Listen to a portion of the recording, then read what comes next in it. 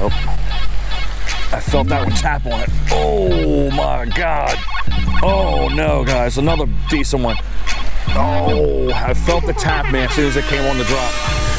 What's going on, guys? It's your boy Dan, right back at you again with another episode of 302 Fishing. Welcome back to the channel. Hey, if you're brand new or you're still hanging around and you haven't already done so, smash up on that subscribe button, click that notification bell, that way you're informed of all of our future episodes. Give us a thumbs up if you like the video, drop a comment below, and of course, follow us on Instagram at 302 Fishing. Let's get into this. So you would think, guys, on a heavily overcast day, super windy out, you'd pretty much be the only guy out there fishing on any of these given ponds that are out here in our state. Obviously, that wasn't the story today. I literally been to 3 ponds, and as soon as I pulled my rod out, 15 fishermen magically show up in the first 5 minutes. Not that I don't have a problem with a bunch of people fishing with you, but when you're on a pond this small or somewhere similar in size, it's not going to make for a good day for fishing, because these fish, they're not going to know what the heck to hit, guys. So I'm going to come out here to a pond here where I know not a lot of people fish, but it does have giants in it. It's very difficult to fish in, but we're going to try to get that big fat green beanbag on the end of the line. Super windy out here, guys. We are going to be only relegated to 1 bait. I did buy a bait here that is going to be different in make, so I'm trying to see if this one could be added to the arsenal, because I always try my high ends. I got my Strike King, I got my Guggen Clutch. You know where I'm going with this, guys. But it's going to be pretty much the only bait we're going to be able to use out here because of how windy it is right now. So give me a moment. Let's go ahead and tie that bait on, and hopefully if we get lucky, guys, we get a big fat green beanbag right out of this body of water. All right, here is the bait in question that we're going to be fishing with. That is going to be the BIOSPAWN RATTLEBOT, man. How cool looking is that thing? It looks super futuristic. And again, you know I love fishing my sexy shad color all the time. But we're going to try to see if we can add this one into our arsenal and see if it's just as effective as the other lipless crankbaits that I like to use. You know, I always like using the Strike King Red-Eyed Shad series, and of course the Guggen Clutch, and occasionally EMA. But this thing looks freaky looking. I mean, look at the cool looking eye that's right on that thing. But we're going to be casting the heck out of this pond. It's going to be to my right. But you can see how heavy and overcast it is right now. The wind is furious out there right now. So this is pretty much the only bait that we're going to be able to cast around with some type of efficiency. Let's see if we can make it happen today with a cyborg bait that we got on here. But we're going to get down and start on the opposite end that I normally would start on, which would be over on the back end over there. But I think they're going to be here in the deep end. That is usually the shallowest end, but I have occasionally had some big fat green beanbags hit me over in that tube that's over down that way. But this is where we're going to primarily find all the fish, is on this section. But we got the wind in our face, so it's going to be a little bit shady here. But let's get that bomb out there. Holy crap, that thing casts a ton. The bait is 2.5 inches long and .5 ounce in weight.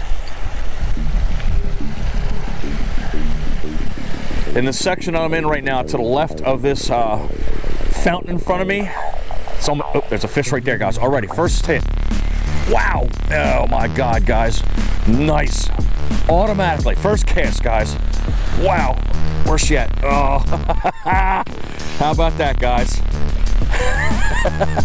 Look how much that fish swallowed that bait. Right in the mouth, man. He engulfed it. A little chunk there, man. Probably about 1.5 pounds. But it's been a while since I had a fish on the first cast. All right. Let's see if this comes out easily. And we got to be careful, because he's hooked down into the right in the gullet area, right where the pads are at there, as he sucks in his bait before it goes into his stomach. So let me get my pliers out real quick, and we'll carefully get that out. There we go. All right. Success on that first cast. Probably 1.5 pounds. I'm not going to weigh it, but that's pretty much what I'm gonna call it, because again, I'm usually pretty spot on when it comes to weights here. Whoa. But let's get her on the way. She's ready to go, man. She's a savage. That was a big old thump there. Mic drop, time to go home. Just kidding. We're gonna get that back out there, guys. You know I'm greedy.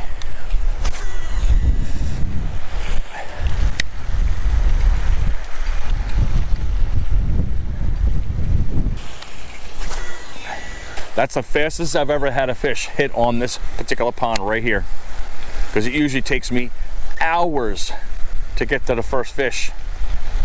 Because it's so heavily fished during the spring and the summer.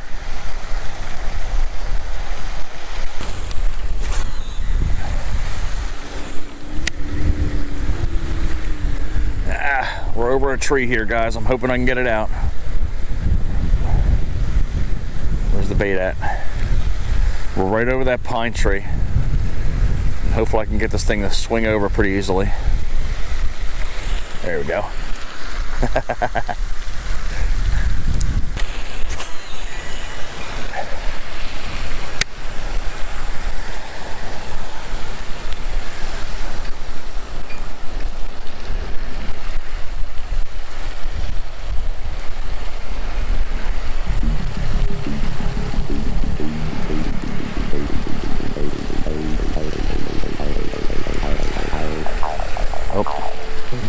I felt that one tap on it. Oh my God. Oh no, guys, another decent one. Oh, I felt the tap, man, as soon as it came on the drop. Oh, there you go. Oh.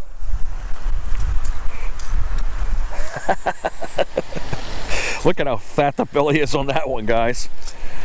Wow, another one gets it down there. Woo! Calm down there, silly. I'll get out of you in a second.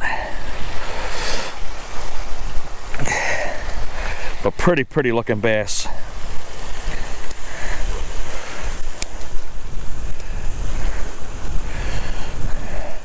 But they're taking it down that throat pretty well, guys.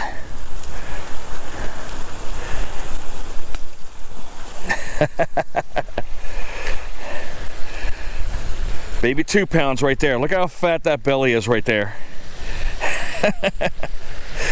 Crazy. Who would have thought on a blustery day we're gonna have success like this? Whew, they are aggressive. That one I did the yo-yo on, guys. So 2 different actions I can get these fish on today. But I threw out there in the deep area because that's where all those fish are laying in, is that 15-foot area that's right out in there. That thing must have just the right amount of wobble and right amount of vibration for these fish today. Oh, there's another hit right there. So that particular retrieve is a valuable retrieve to have. I mean, a lot of people get out here with these lipless crankbaits and they'll come 9,000 miles an hour, or they'll do their slow roll, or just come with a medium crank here. But if things are not going the way you think they're going, by using those 3 methods, you come out with that final method, man. That's that yo-yo. You just come up, you can feel the waddle, and as it's dropping down and fluttering, that fish will hit that bait. Because sometimes they just don't want it fast. Sometimes they just want it slow. We got something on the end here. That's why it wasn't coming through. I was hooked up on the line there. Let's check our line too, because again, we did catch a couple decent fish. It seems fine so far.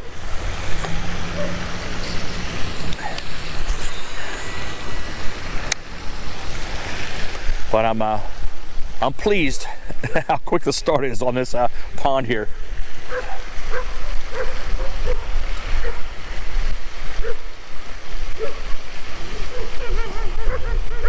And don't go real fast on your yo-yo, man. Yo-yo it up and let it come down, and just pause for a split second before you come back up again.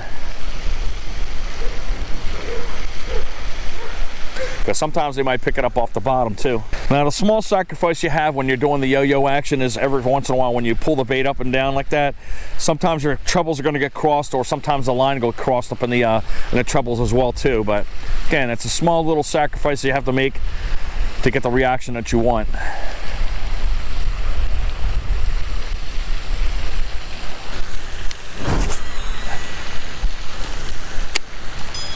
I'm gonna keep fishing closer and closer to the shore. I'm gonna shift myself as I'm going there. I'm not gonna cast in this diagonal action because I want to get the full body of water here rather than just a cross section. Because once we go to different sides, we're gonna be crossing paths. Maybe they want the bait a little bit different way than where I'm fishing at right now.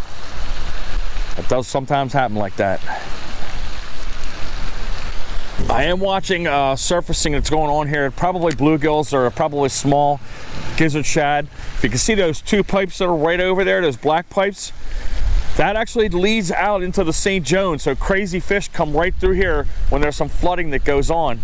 So you can have some big old catfish that are up in here, some decent gizzard shad, even white perch up in here sometimes.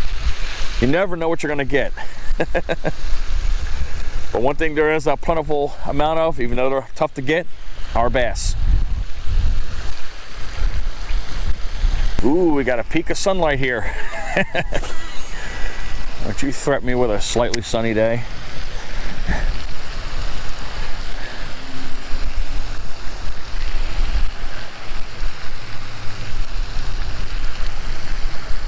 Oh, there's a fish right there, guys.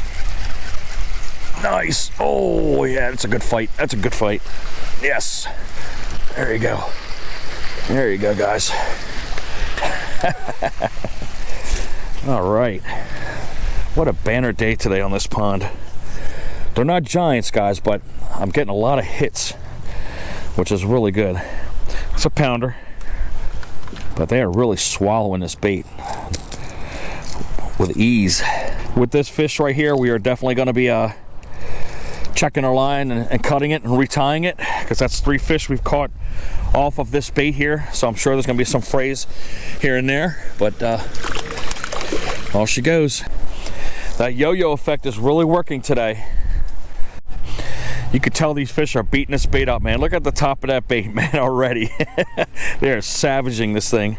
But we'll get her retied back up again. And we'll keep, again, with the same action as putting the fish on the end of the line here. But let's get this bait back out here again and keep trying to look for that elusive big fat green bean bag. If you like everything that you're seeing right now, guys, obviously give us a big fat thumbs up. Drop a comment below if you have anything to say about the way that I'm using this bait, or if you have anything to say good or bad about the bait itself, if you've used this particular bait. But right now, it's working well for me. Definitely going to be right there in my batches of sexy shad lipless crankbaits, no doubt.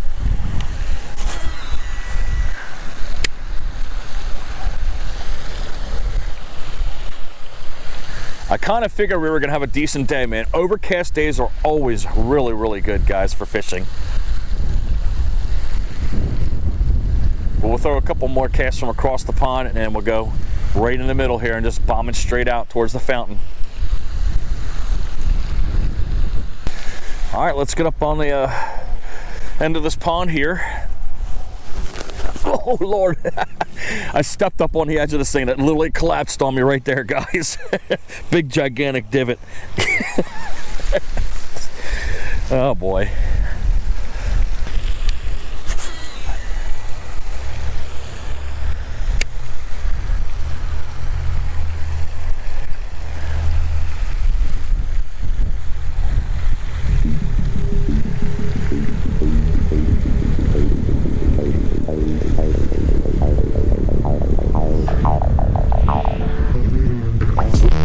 Right there, guys. Oh, that's a decent one. That's a decent one, guys. Oh, man. Yes. Oh, she's fighting. He's headbanging me, man. Oh, where's she at? How big is she? Oh, come on. Where are you at? Oh, come on. Yes. Nice. There you go, guys. Wow. Boom. Another chunk. There you go, guys. What's that, 4 I think it is already? Boom. Let's get her on her way.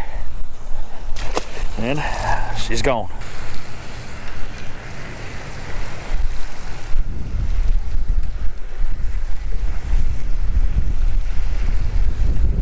There's a fish. Oh my God, that's a big one. Oh, it came off, guys. Wow. That was a big one. Holy crap. Wowie wow. Oh. That was heartbreaking right there.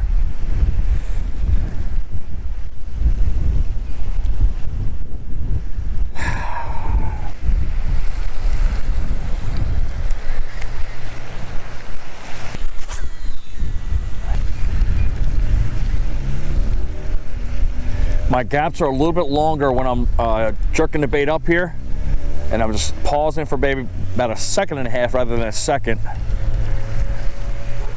because I don't want my cadence to be too fast.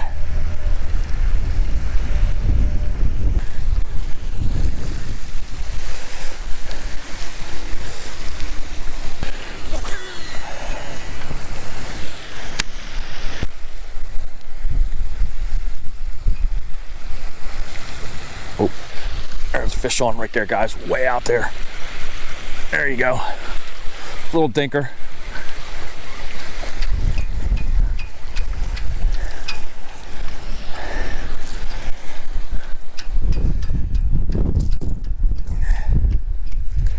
There you go, guys. Nice little fish. She's gone. Sometimes a change in cadence can change the whole day. And you literally saw that right here on this episode. Everybody can get in the same mindset as they always do when they tie a lipless crankbait on and just cast out there and just crank, crank, crank, crank, crank, crank. Whether it be a fast retrieve, a medium retrieve, or a slow retrieve. You're always thinking you're going to get that big old result and have that gigantic bass hit there all the time using those methods. And sometimes it doesn't work like that, guys. I quickly realized that once this episode started. We got that freak first cast and that fish at the end of the line using that retrieve, but once I started casting a dozen or so or more casts and everything, I was noticing that things weren't happening. So I said, you know, what other way can I use this bait? Because I really wanted to showcase that BIOSPAWN RATTLEBOT and see if it can do what the other two baits that I love to use all the time, which is the Googan Clutch and the Strike King red-eyed shad baits. Those baits are phenomenal. So did that bait rank up there with them? And I always say absolutely yes, it did rank right up there. So that's another bait I'm going to go back and buy and put it in my box. So when I get out there and those other two baits aren't working, I've got one more that can get out there and produce fish. But you noticed when I started that yo-yo motion, man, the fish instantly gravitated right on that cadence, guys. I mean, they were pounding it so hard that two of them swallowed the bait right down into their throat, man. I thought the bait was gone, but of course we were careful about it. We got the bait out of there and able to get it back out there again. But I knew it was a matter of time being on that pond. God knows I've lost about $5,000 worth of baits on that pond, but it's worth it because of the big ones that are in there. You gotta have the patience and work that pond pretty well, and especially on the times where there's not a lot of people on there. Like that's why we're out there today. Because again, we had those two other ponds that I went to where there was 10,000 people on there. And like I said, I love fishing around people, but it doesn't make for a good day, as I mentioned to you earlier. But when you're out there by yourself and you can take your time and be patient, things turn to, you know, pretty much, well, a better day when you get multiple fish on the end of the line. And you saw that. We got maybe half dozen fish, and we got almost a big fat green beanbag. We almost had a giant one, and that frustrated the heck out of me because it barely hit the bait. I felt it, and you can see the rod just bend, but it just didn't want to commit to it, and we lost it. And of course, you know, once I turned the cameras off and threw out a couple expletives, I was able to get over myself and keep working. But it is what it is, man. That's how it goes. So hopefully you guys would have liked that episode, man. If you want that RATTLEBOT, man, jump down in the description field below, man. That's a great bait. I think it was a cool looking bait, and it was able to do what it was supposed to do. Hopefully you guys are going to have a great day out there fishing as well. If you liked the episode, guys, give us a big fat thumbs up. Drop a comment below. Let me know what you think about this. Hopefully consider subscribing to us. If you do, click that red button on the right hand side. Hit that notification bell to be informed of all of our future episodes. And it doesn't end here, guys. All you gotta do is check out the episodes on the right hand side. They're just as good as this one right here. Hopefully you think that way. But I'm gonna get out of here, guys. Hopefully you're having a great day. And as always, fish on.